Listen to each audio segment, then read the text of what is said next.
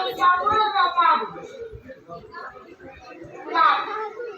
आजच्या कार्यक्रमाचे अध्यक्ष पूज्य गुरुजन वर्ग व माझ्या येथे जमलेल्या बालमित्र मैत्रिणींनो सर्वांना माझा प्रणाम. माझे नाव श्रुती महेश निंबाळकर आहे. आज मी तुम्हाला मुलींविषयी 2 शब्द सांगणार आहे. ते तुम्ही शांतपणे ऐकून घ्या अशी मी अपेक्षा बाळगते. मुला मुलींना भेदभाव करू नका. मुलींचे शिक्षण अर्ध्यात सोडू नका.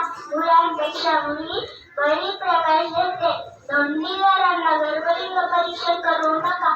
मुलींची संख्या कमी झाली आहे, त्यामुळे सरकारने एक वचन एक शिकवा अभियान सुरू केले आहे.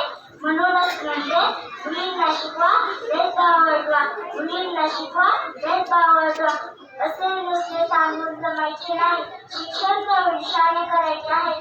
दुसरा काही उपाय नाही. एवढे बोलून मी माझे भाषण संपवते. शेवटचा एक थेंब मी बोलून जाते.